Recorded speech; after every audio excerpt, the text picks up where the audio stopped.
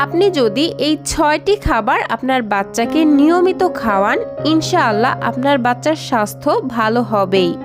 আসসালামু আলাইকুম দর্শক, নুরস মমের আজকের পর্বে থাকছে বাচ্চাদের জন্য ভীষণই পুষ্টিকর, স্বাস্থ্যকর, মজাদার, ওজন বৃদ্ধিকারী একটি খাবারের রেসিপি।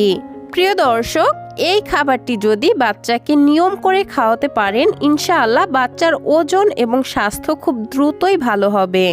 আর পুষ্টিকর এই খাবারটি তৈরি করে আপনারা 6 মাস থেকে 4 বছর বয়সী বাচ্চাদেরকে সকাল, দুপুর অথবা রাতের প্রধান খাবার হিসেবে খাওয়াতে পারবেন।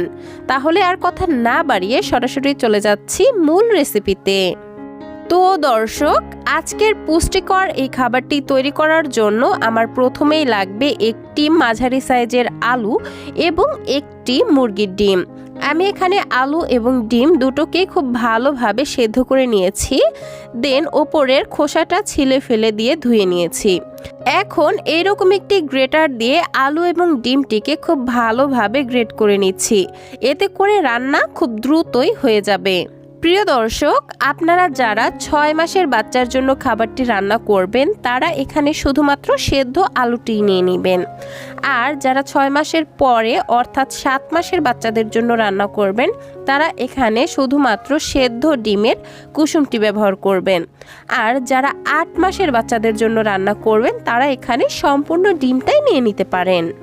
এই তো দর্শক, দেখতেই পাচ্ছেন এইদিকে আমার ডিম এবং আলু খুব ভালোভাবে গ্রেট করা হয়ে গেছে।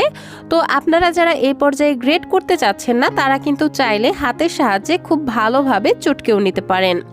যাই হোক, এবার এটাকে নিয়ে সরাসরি চলে যাচ্ছি চুলায়।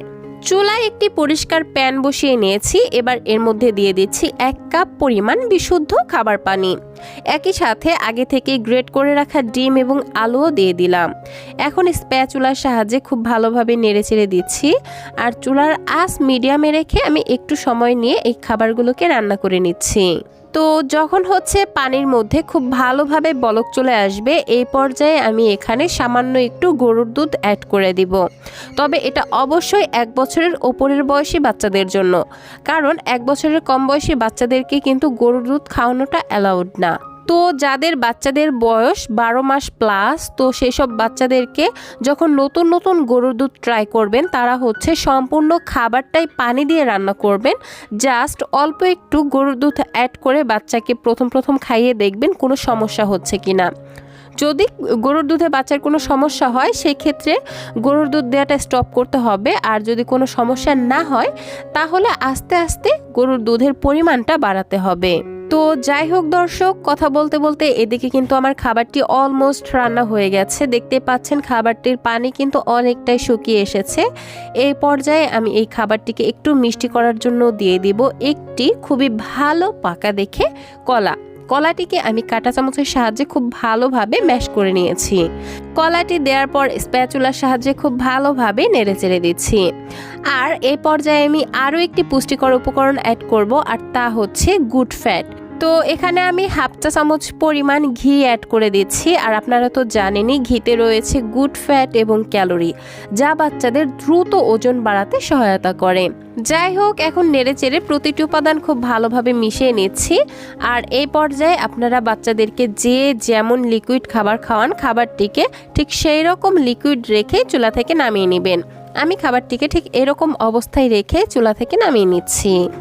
আর এই তো তৈরি হয়ে গেল বাচ্চাদের জন্য ভীষণ পুষ্টিকর, স্বাস্থ্যকর এবং মজাদার, ওজন বৃদ্ধিকারী একটি খাবারের রেসিপি।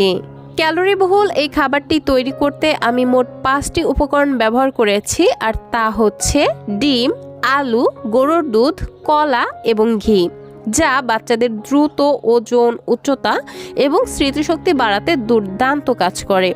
আর এই 5টি খাবার যদি আপনি আপনার বাচ্চাকে নিয়মিত খাওয়াতে পারেন, ইনশাআল্লাহ বাচ্চার ওজন এবং স্বাস্থ্য খুব দ্রুত ভালো হবেই। তো দর্শক, এই ছিল আমার আজকের আয়োজন। ভিডিওটি ভালো লাগলে প্লিজ একটি লাইক দেবেন এবং আমার আজকের রেসিপি কেমন লাগলো সেটা জানাতে ছোট্ট একটি কমেন্ট করবেন। আর বাচ্চাদের জন্য এরকম আরও নিত্য নতুন সহজ এবং পুষ্টিকর খাবারের রেসিপি পেতে প্লিজ আমার চ্যানেলটিকে সাবস্ক্রাইব করে বন্ধু হয়ে পাশেই থাকবেন। আজকের মতো বিদায় নিচ্ছি। আল্লাহ হাফেজ। আসসালামু আলাইকুম।